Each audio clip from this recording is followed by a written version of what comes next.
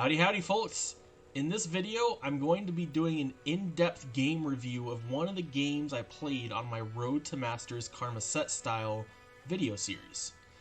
I love playing the Karma Sett mirrors. Whew, I just love it. And this one was especially exciting because the opponent had the advantage of being a ramp deck. I believe they're favored to win this matchup because they have ramp, and because their deck isn't tuned to deal with early game aggression as much as the P&Z style deck is. So, it was fun to play with that deficit as well. I hope you like hearing me talk, because that's most of what this video is. So, without much further ado, let's get right into the video. So, he's not currently available. Oh my god, it's a Ditto match! Oh, but they're frosty. Alright, so, for the Mulligan, it's important to note that in this matchup, we know that opponent's deck isn't going to be putting on any pressure in the early game, so this hand of early game removal is not what we want to see.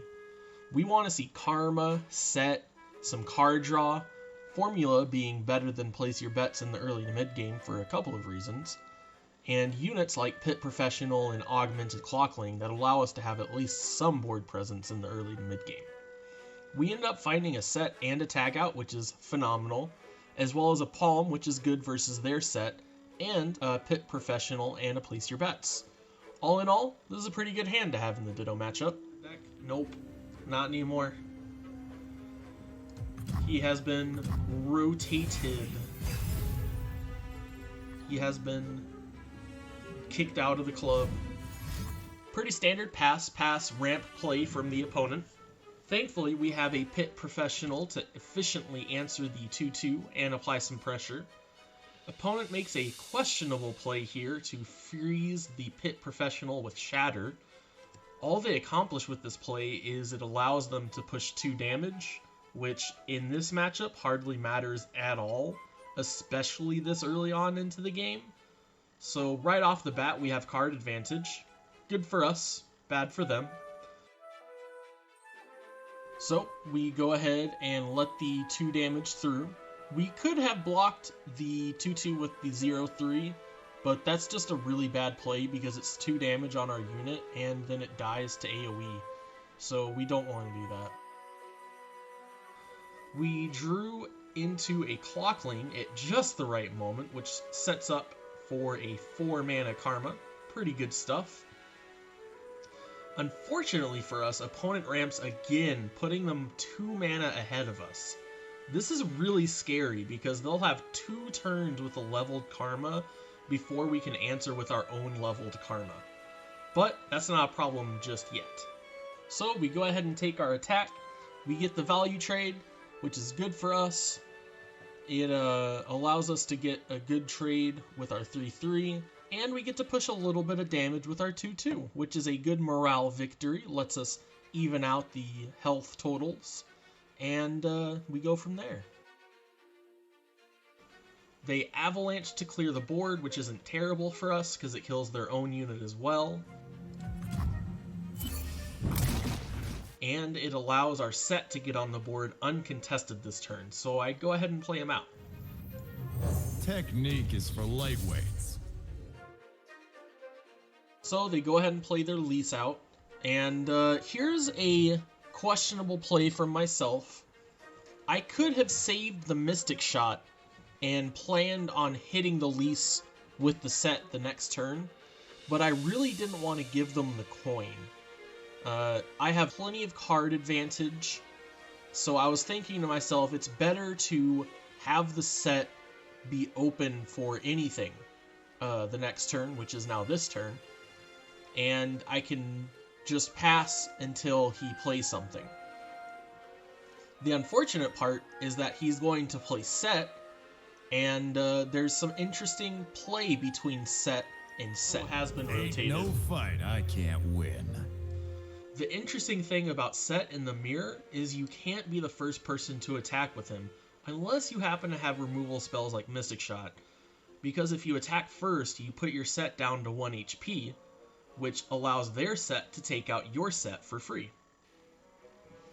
So, at this point, we have a sizable card advantage, and we also have a slight tempo advantage as well.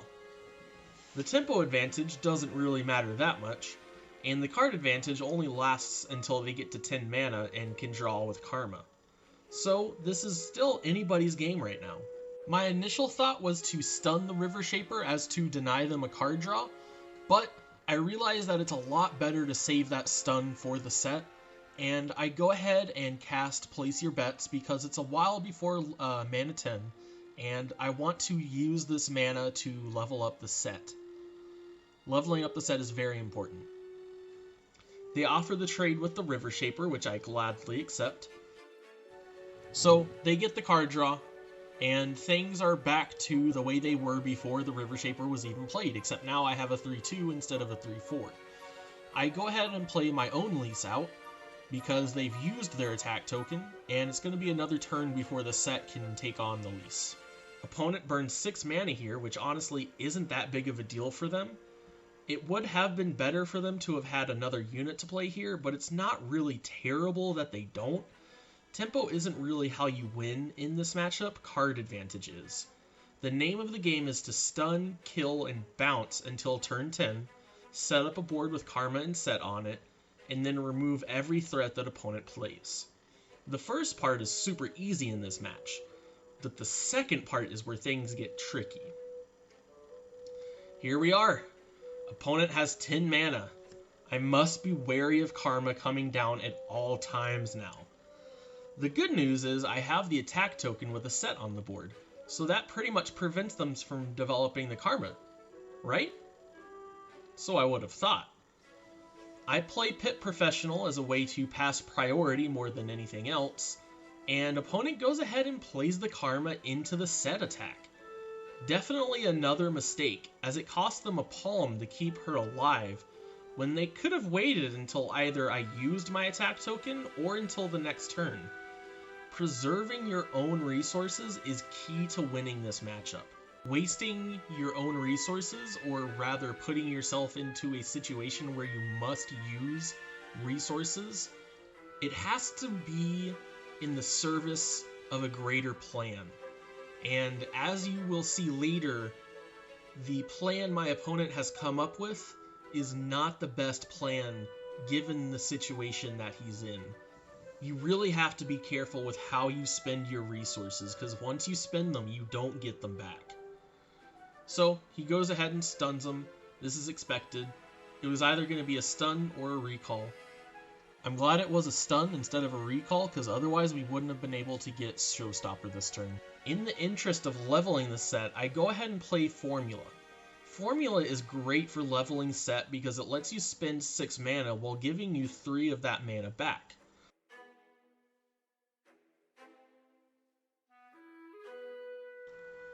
And this is why Place Your Bets is better in the late game than Formula, and why Formula is better than Place Your Bets in the early game. Because leveling your set as quickly as possible is what you want to do in the early to mid game into the late game. And Formula lets you do that. Place Your Bets is better in the late game because you want to be able to have Karma on the board and then place your bets, draw 4 cards, and then get all those coins, and then basically have infinite mana and infinite cards. So, formulas go first, and then Place Your Bets. Sometimes you have to use Place Your Bets if you're stuck in a rough position. You just have to determine that for yourself every game. But we go ahead and play it out.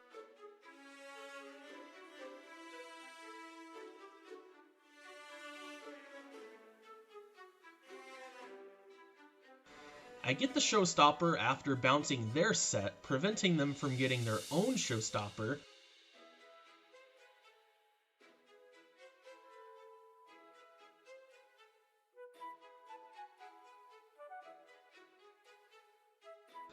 And I get a Deny out of them. This is fantastic, as Deny is a premium card in this matchup, and it's card advantage. Fantastic position to be in, as it forces our opponent to play from a weaker position than us. Less cards equals less options, which equals worse plays. My first reaction to Shaman's Call was indignation, but it's actually quite a powerful card with Karma. It's potentially 8 AoE damage to the board, while it's also potentially being huge buffs for their units. The only problem with that in this case is I have a leveled Sett on the board, and not only that, but I have a tag out in my hand. Still, against most decks, this is potentially a game-ending combo. Nothing to scoff at. This is a crucial turn. As I point out in my in-game commentary, yeah, I can pass. He's got 3 stance swaps he wants to play. This puts me in a position where I can pass until they've used all their fleeting cards. So the opponent shatters my Sett, which is obviously, you would think, a setup for AoE, because one of their fleeting cards can be used to deal 2 damage to my entire board. But, as you will see a little bit later, their plan, if they even have a plan, which I don't think they do, they end up shattering Sett again in order to try and kill him. His play is all over the place. Like, if I had to critique my opponent, I would say that his play was all over the place and very disorganized. Almost as if he didn't have a plan and was just kind of winging it. Which is not the worst thing to do, but it's actually quite bad. So, they're buffing up the Karma. I'm trying to figure out what's the best way to get to 12 mana, get 12 mana spent, so I can deal with this big buff Karma. And so I have a plan. But, as you will see, opponent has something to say about that plan of mine.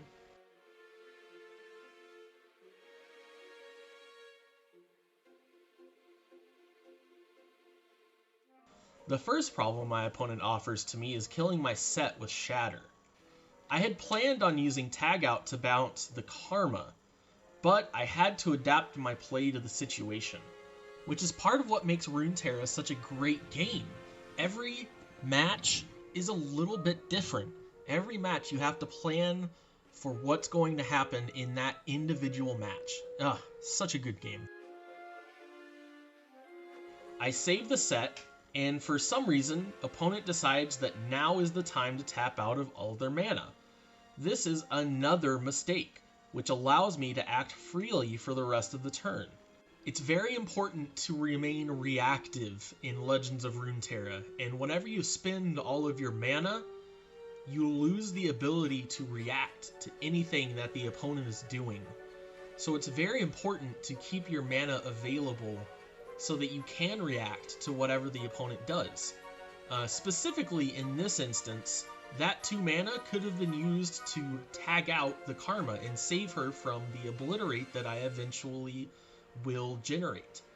And opponents should be able to realize that I will be able to generate a showstopper because I had all of my mana left and I have coins. So it shouldn't be a surprise that I could obliterate the Karma. So he used a Karma to deny himself the ability to save his Karma, and that's a huge mistake, and it pretty much costs him the game.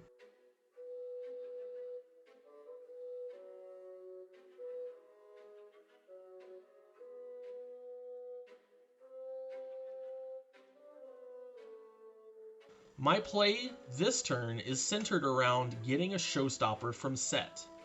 Basically, can I count to 12? Turns out, yes, I can. With no mana, opponent has no way to prevent me from obliterating their buffed up Karma. A huge win for us. Once again, he offers up a trade, and I gladly take it. I could have greeted for it and blocked with the Sett, but I didn't want the Sett to be vulnerable to AoE. Here, I could have played out the Karma, but I counted my cards and realized that if I had played Karma this turn, she would have generated a card and I wouldn't be able to cast Place Your Bets without burning a card. So I wait until the next turn. And it's generally good to keep up spell mana anyways. So I go ahead and pass the turn. I get priority, and now I have 10 mana. so I can play my karma leveled up. Finally, it's here. So I go ahead and play the more expensive one because I know I want to generate a showstopper, and I know I want to cast Place Your Bets. That's generally my turn, and I know that I have more mana than I need in order to accomplish that. So because I have an excess amount of mana, I'll play the more expensive karma and save the less expensive karma for another turn where, say, I don't have as much mana available to me. This way I can be more flexible in my game plan.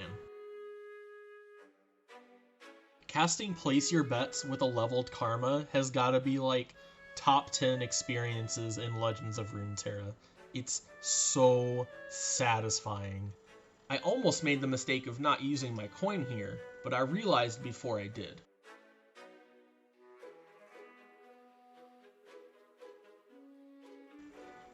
Without even realizing it, I make a showstopper, and we set up the kill on the 3/6 with regeneration. It's the biggest threat on their board, so obviously we're going to go after it. It is a Freljord. We can expect some buffs, like a Elixir of Iron, for example. And we save the Mystic Shot for face, because they're only at 8 HP, and we have a tempo advantage here. So saving the Mystic Shot and using the high note here is definitely the correct play. It kills 2 units and helps set up for lethal this turn.